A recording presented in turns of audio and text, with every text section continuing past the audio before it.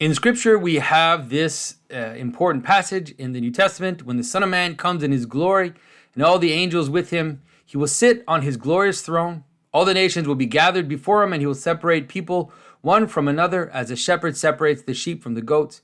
He put the sheep on his right hand and the goats on his left. Then the king will say to those on his right, "Come, you who are blessed by my Father, take your inheritance." Then he will say to those on his left, "Depart from me, you who are cursed, into the eternal fire prepared for the devil and his angels." So this is, of course, a very famous text. The text uses the symbolism of the right hand and the left hand in a way that is very intuitive to us and makes a lot of sense. But this symbolism is very important, and it appears universally, I think, in most cultures. It's related to the experience that we have of having a hand that is strong, a hand that we can easily use, and a hand which is weak, and a hand which is more awkward. It's also related to the right and the left eye. And so what I'm going to do with you is I'm going to go through some basic notions of what this could mean in terms of more than just a metaphor, but as the basic experience of how beings coalesce towards their unity, but also break apart into multiplicity.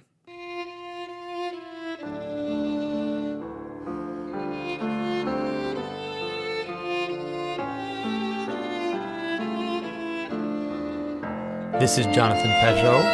Welcome to the Symbolic World.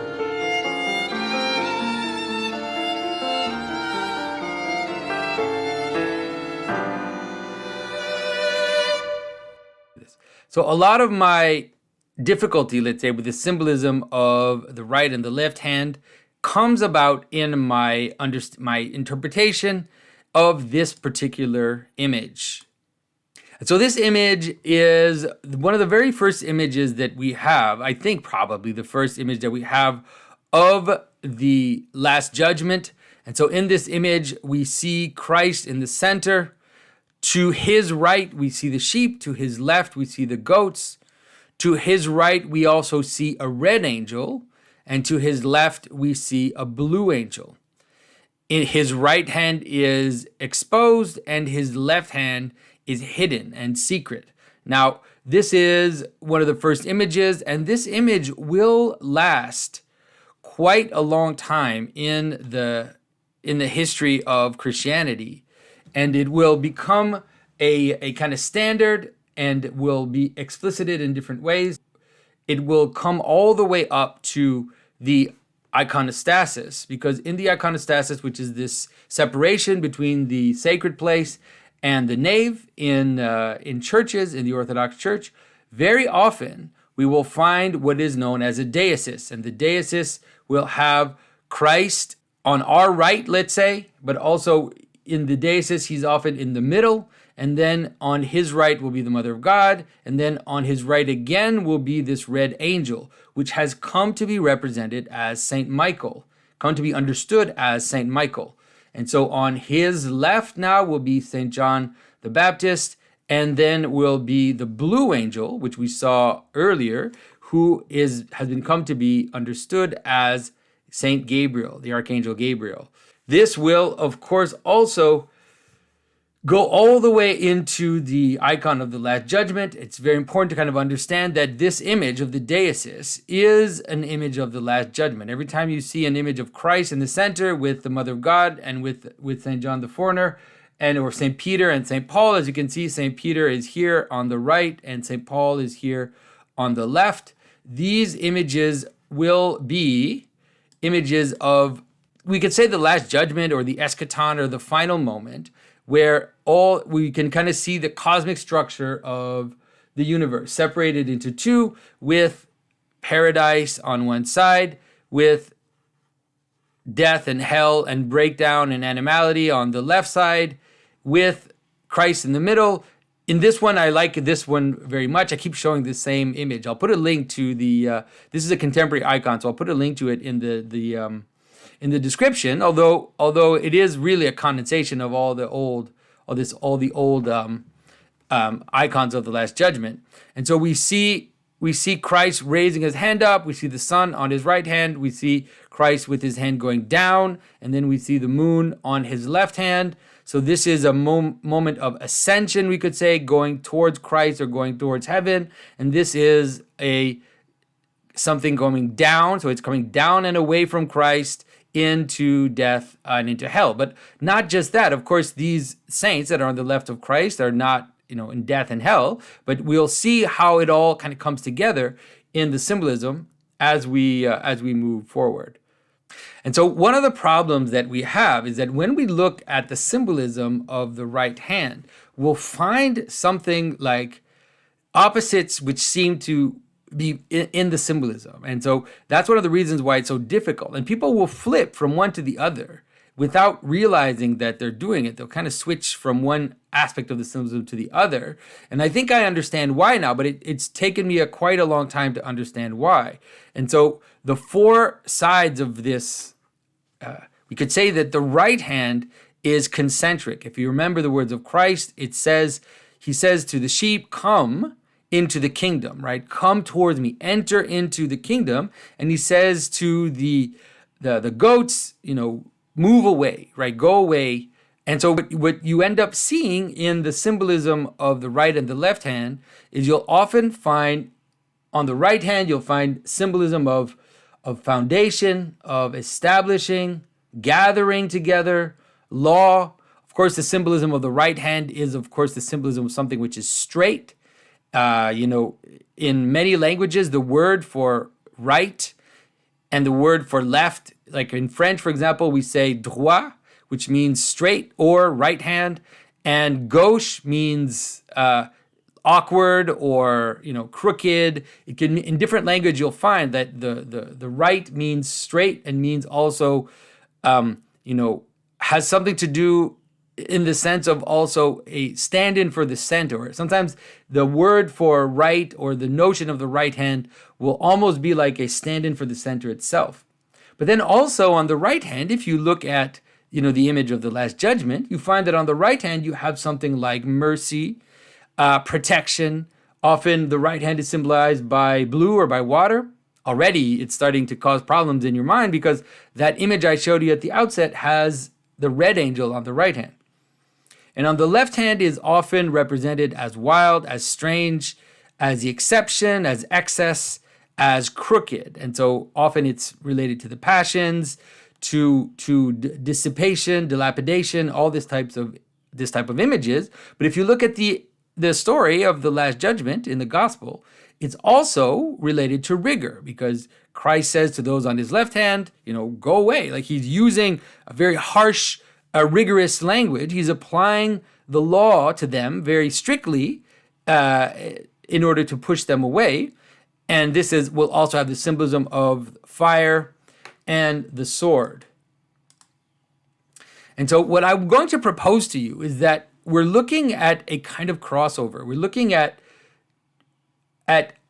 the two sides, how, depending on your point of view, they cross each other and they tend to represent something. They seem to look like they're representing the opposite of what they were in the first place.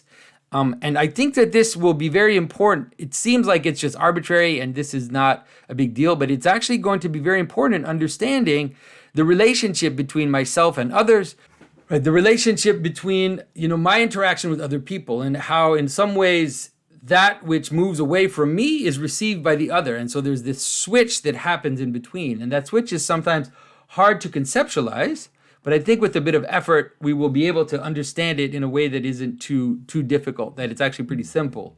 And this also seems to be, I think, what is captured in the symbol of the caduceus, which has been brought into the church through the symbolism of the bishop's staff, which is that you have a center.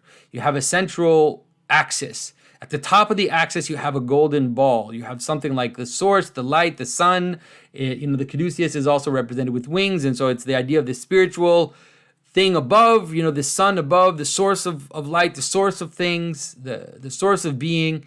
And then wrapped around it are these two serpents, which represent two tendencies. And you can see how the serpents move towards the center and then away from the center, towards the center and away from the center.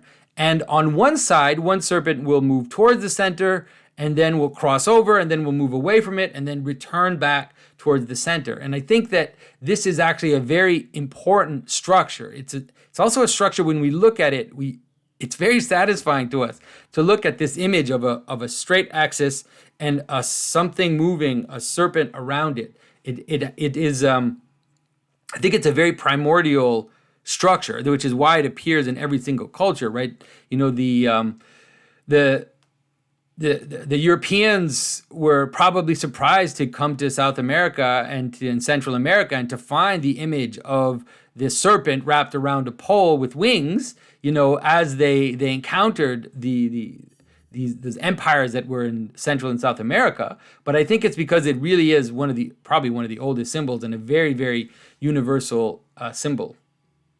And so as you can see, the imagery can be represented like this. Like here's an image of the Last Judgment from the medieval Western style that has Christ in the center, and then on his right hand he has a lily, which is a representation of mercy, and then on his left hand he has a sword.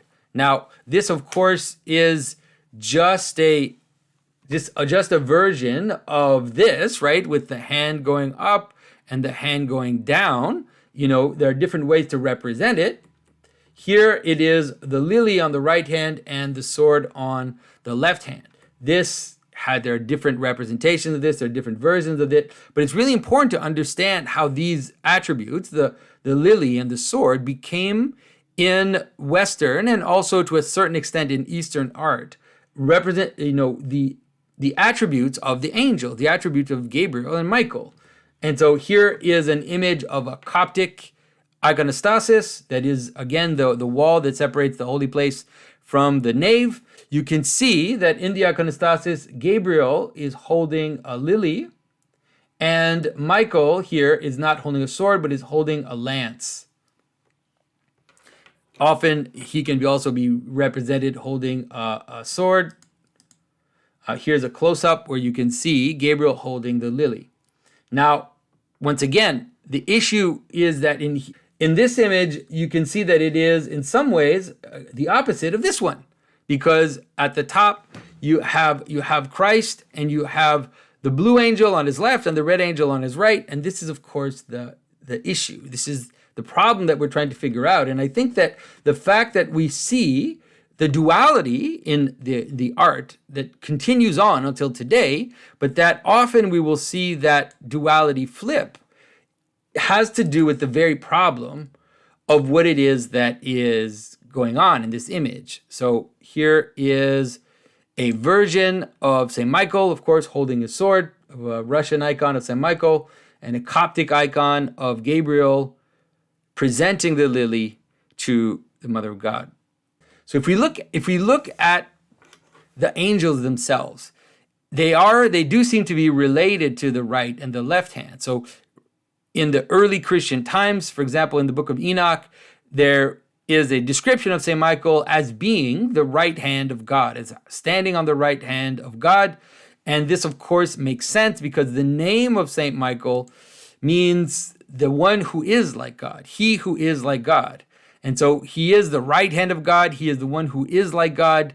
And that relates him to the right hand. I've mentioned this idea that the right hand is something like a stand-in for the center. It's like a foundation. It's that which represents the center below the center. And so when we look at the image of the Mother of God on the right hand of Christ, we wouldn't be surprised to notice that image, the image of the Mother of God, will also be in the center. For example, in the image of the Ascension, we will see Christ above and we'll see the Mother of God below as a stand-in for the center. In the Deesis, we also have St. Peter, who is on the right of Christ. And then in the image of St. Peter, we have the same notion, which is that Christ says to St. Peter, right, you are the stone, and on this stone I will found my church. You are the foundation of the church. And so he is, in a way, a stand-in for the center, being on the right hand, okay? So all of these things hopefully make sense to you. And so why this is important is because we have to understand that all identities, whether it's you, whether it's a group you're participating in, anything that has a logos that is recognized as having a purpose, will have something like a right hand and a left hand. Will have a concentric element and an eccentric element. And so if you think about a team, for example, or think about, let's say, a company that is building robots, or I don't know, building something, let's say they're building robots. This company will have aspects that they will deal with, which will be concentric. That is, aspects which will move towards their purpose. And then they will also have aspects that they have to deal with, which will be eccentric, which will be moving away from their purpose, or further away from their purpose, we could say. So we can understand that that is, of course, something that you have to deal with in your own life. There are some things which move you towards identity, towards, let's say, a kind of strengthening of identity, and there are things which will tend to move you away from identity. And so this is the current, we could say, these kind of cosmic currents that move towards the center, towards logos, towards identity, and move away from the center, logos, identity. You can see that in the image of the Last Judgment, Christ is saying it very specifically, right? Those on the right hand will come near, and those on the left hand will move away. Now, in that story, it's represented just as positive and negative, in the sense that moving towards the center is positive, moving away from the center is negative, but that's not, of course, always the case, as I've often said, which is that St. Paul has that imagery to him. He is the apostle to the strangers, right? The apostle to the non-Jews. But everything about St. Paul, right? How does he convert? He falls off of his horse, back off of his horse. He becomes blind. He talks about how he is a shapeshifter, how he is, he said that he's an aborted apostle, right? That he is, all his imagery is about this dissipation and this kind of brokenness. But in his case, it is not bad. Although there are some bad aspects to it, it is not bad. On the opposite side, you see St. Peter, who is, the one who speaks up at Pentecost, the one who kind of represents Christ, the one who is the foundation, the one who is the shepherd for the other apostles. All of this as a kind of stand-in for Christ. And so you can see how neither one is positive and negative. But how does it work in terms of why is it that the center and the left and the right hand seem to have kind of two opposite aspects of symbolism coming together? So I think the way that it's represented, whether it is in the Deesis, whether it is the caduceus, whether it is these different ways we try to represent the relationship of opposites, it's difficult to represent visually, because in some ways you could see it this way. So this is the best way that I understand it. So if we understand the notion of the right hand, so think about, this is the right hand. It looks like left hand in your experience, but from the point of view of the logos, okay? So from the point of view of Christ, from the point of view of the identity, from the point of view of center, you have the right hand, which is concentric, so it's moving towards the center, and you have the left hand, which is eccentric, which is moving away from the center. So the idea would be that the way that I experience the right hand of the logos, that I experience the right hand of that which is facing me, that which is that I'm engaging with. It could be the logos, but it could also be the other. It could also be the person that is facing me, is I experience it as a kind of mercy, a loosening, right? There's a kind of loosening of the standards in order to bring me closer to the center, closer to the logos. But this right hand in myself is something like discipline. It's something like self-containment. It's something like holding together.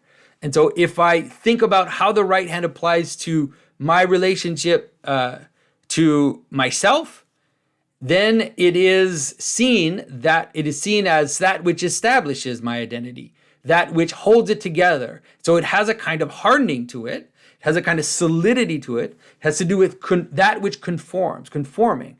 But if I am facing someone else, or if I'm moving towards a purpose, then what I experience from the moving towards that has to be a kind of loosening on that, a bringing in a kind of mercy at my own fault, or else there would be no way to move into that identity or move into the person across from me.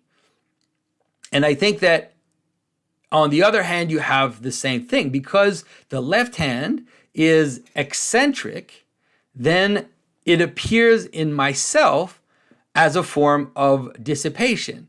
So my left hand, in regards to myself, is something like awkward, it's dissipation, it's loosening, it's deforming of the central identity. But if I experience the left hand from the other, or the left hand of the purpose in which I'm trying to move, then it's experienced as a rigor, as a judge, because it's the hardening of that identity that I'm moving towards, which is pushing me away, because it's not leaving room for me. It's holding me away from itself by applying a kind of rigor and a kind of hardening to itself. And so you could see it in the other way around again. When it's applying the right hand, in order to bring me into it, it has to open itself up. It has to apply a kind of mercy and a loosening to move into, so that we can move towards each other. So you can understand that this is true, of course, like I said, of identity and logos, but it also is a reflection of the manner in which we actually experience the right hand and the left hand. Because if I'm going to shake your hand with my right hand, I'm going to cross over. And there's going to be this crossing over which will happen. And my left hand will be a crossover to your left hand. And so it's actually a really, really profound, because it has to do with our very experience of facing someone. Our very experience of encountering a person has to do with how these actually flip in our just immediate experience, but also conceptually in terms of the way in which we let someone come towards us or we push them away from us. And so we can understand that this is, let's say, in a positive way, the way that I've represented it, but we can also see it, right, as, let's say, flipped in terms of the way that I represented it up here means I have the positive side, you could say, but I also have the negative side here. And usually that's what it is. Usually the right hand is something like positive and the left hand tends to be something like negative. Not always, but it often is that. And so now we can understand how, if I am in myself, my right hand, that is my tendency towards my own center, my capacity to be in myself and to move towards myself, can be experienced as pride, as self-sufficiency. Whereas in a more positive way, on the other side, on the left side, you can understand that the left hand in regards to myself can be seen as a kind of exteriorization, a possibility of glory, even, you could say, that is something which is not just in my center, which is kind of emanating or moving out or let's say overflowing from me, can be seen as this left hand. And so, when we say things in the church, when people say things like how, the fire of hell is the fire of Pentecost, you can kind of understand it now, like why that would be. Why is it that the fire of hell, as this kind of burning, will be experienced by those who are, let's say, will experience by those in a certain condition as the rigor and hardening of God, but that for others will be experienced as a kind of glory, as a kind of expansion of their being, depending on their disposition, depending on how they are relating to the logos, we could say.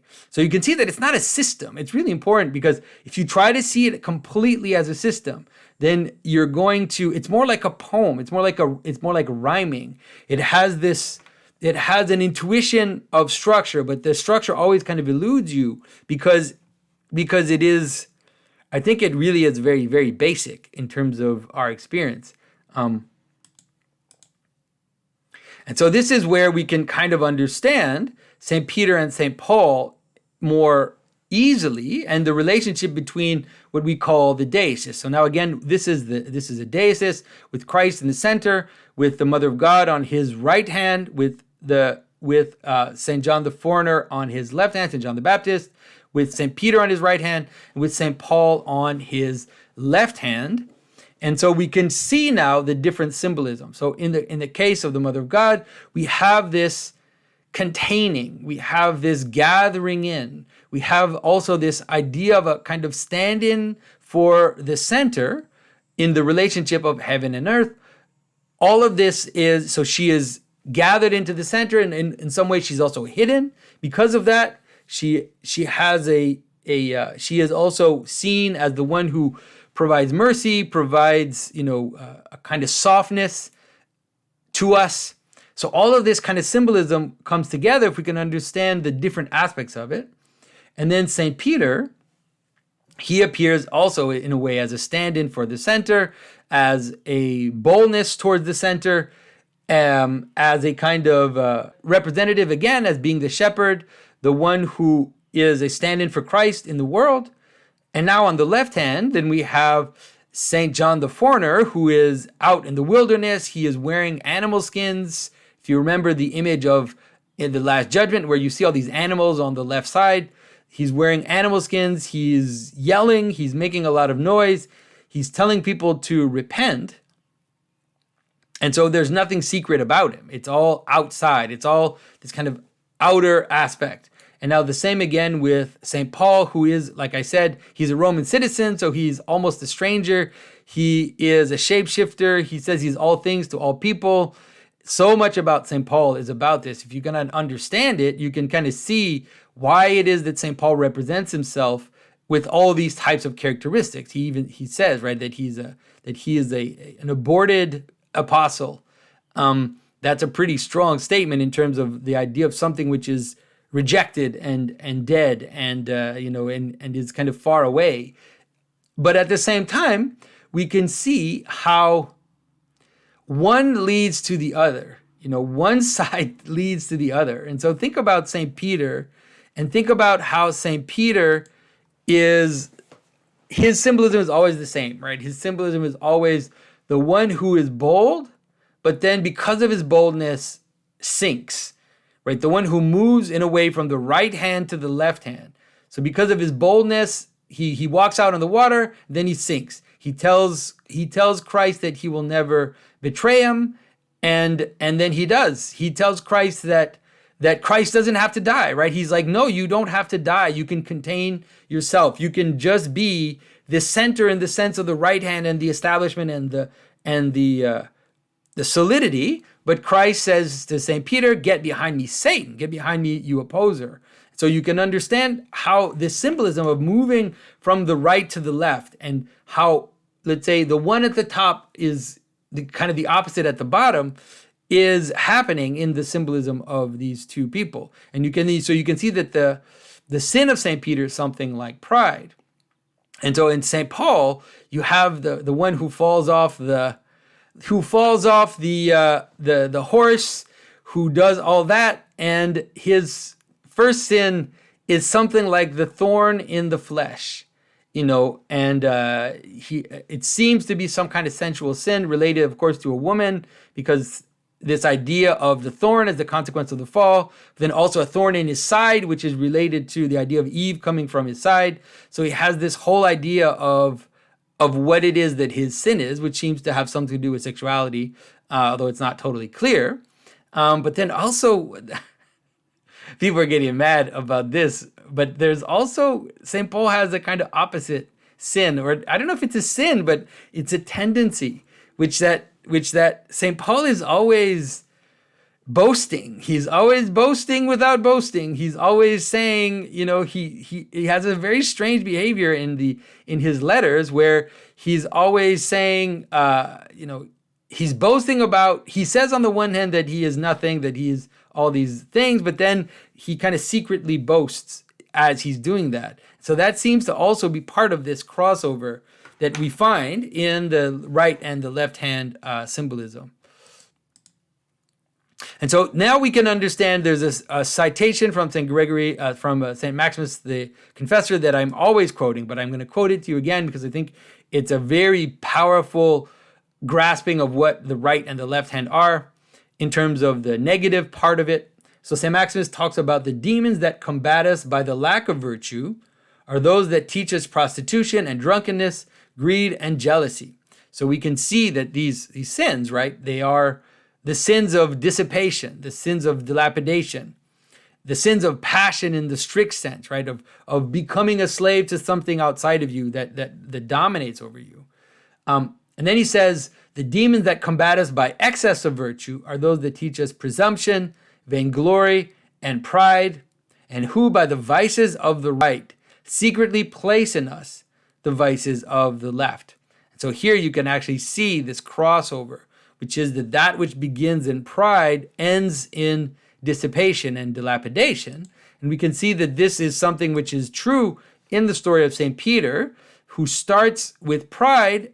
He starts with boldness and then ends sinking in the water, sinking in the mire. He ends denouncing Christ. Of course, he ultimately repents, but we can understand the pattern that St. Maximus isn't taking this from, he's not just pulling it out of his hat. He has such a deep intuition of scriptural symbolism and the scriptural images that he's able to show it in our everyday experience. And so this also seems to be suggested in the image of the Transfiguration. So in this image of the Transfiguration, I like this one particularly because you can see on the right of Christ, you have Christ going up the mountain. And then on the left of Christ, you have Christ going down the mountain. So this movement of moving towards the top and moving away from the top is there in this version of it. It's not always there, but in this version it is. And then you see on the right hand of Christ, you have Elijah. Now, Elijah is interesting because Elijah, is the one who calls down the fire of God. He's the one who mocks the false gods. He is, and even the way he looks, he has that wild kind of St. John the Baptist aspect to him. But look he's on the right side of Christ. And then on the left side, we have Moses, who is the one who brings the law, who is the one who brings the revelation, but who also, his sin is the same sin as St. Peter, right? The sin of Moses was to think that he was the one who would bring the water to the Israelites. And so you can see that Saint Moses kind of up here is related to Peter down here, also because Moses is the stand-in for God in the text. I mean, God says crazy things in Exodus. He says, like, I'm setting you up as my servant, and then you will be God to Aaron, and then Aaron will be your servant, towards the people. So he's kind of setting Moses as a little God in the world who acts on the others. And so he is the stand-in for God in the story. And then if you look at the bottom, now it flips. So Moses is here, St. Peter is here.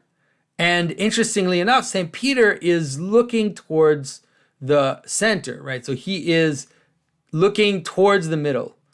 But then on the left hand, you have James, who is falling over backwards, kind of like St. Paul on the donkey.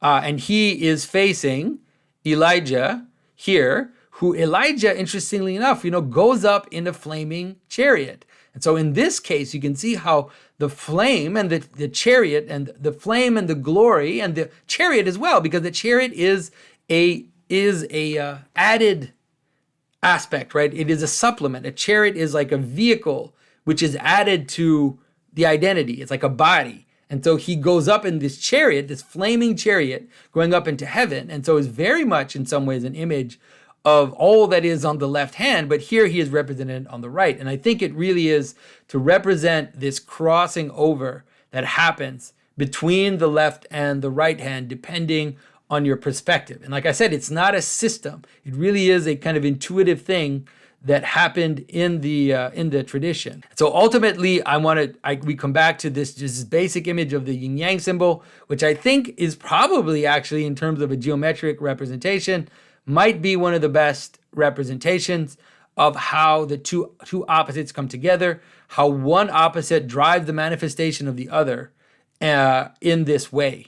And so it really is a powerful image to help us understand what it is that these two streams, we could say, of reality, how they come together and how they work. And like I said, it's really important to understand that this is not just like abstract. Of course, it can help us understand the art and it can help us understand the stories, but it is something which exists at every level of our experience.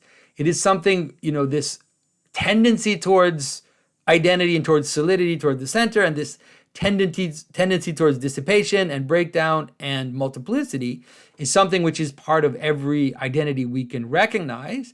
And it's important to be able to see how, let's say, one causes the other in a positive way, and also how the excess of one can cause also the excess of the other in a more negative way, and how they are related together. Of course, there would be much more to say and much more to meditate on, but I thought this would at least be a basic introduction to the symbolism, and remembering that this symbolism is not, of course, just in the images I showed you. It is there all through the Old Testament as well.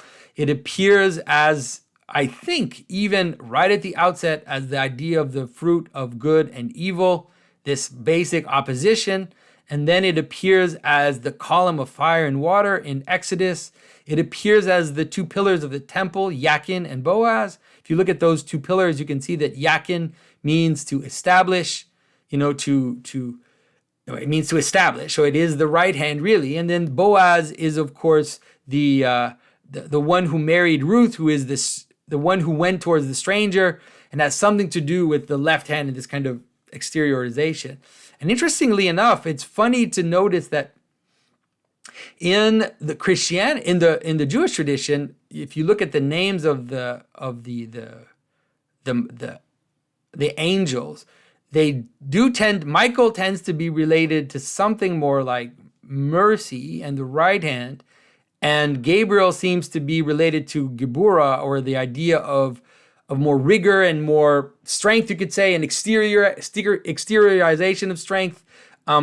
Whereas in Christianity, it seems to actually flip, but it has to do with this facing each other, I think. I think that if you think of Christianity and Judaism kind of facing each other and exchanging their position, you could say, at least in the way that St. Paul presents it, as the idea of those that were under rigor and now under grace, and vice versa. This is the way that St. Paul presents it in his text. There seems to be this happening in even the images of St. Michael, which for us, St. Michael starts to be represented as red, as the sword, as all of this, while nonetheless also being related sometimes to the right hand in this crossover, and then Gabriel being represented rather as mercy, as the lily, as the blue angel, but then nonetheless also being on the left hand. And so there's definitely a mystery there. I, of course, invite all of you to continue to think about this with me, because I feel like I've definitely not exhausted all the symbolism. You can also look up some articles that I wrote for the Orthodox Arts Journal about 10 years ago on different right and left hand symbolisms. There's, of course, different aspects to that. Some have to do with authority and power, and there are also other aspects that I've treated in those articles. So I will put those in the description that you can look up. So thanks for thinking about this with me and this difficult but important symbolism. And I will talk to you very soon.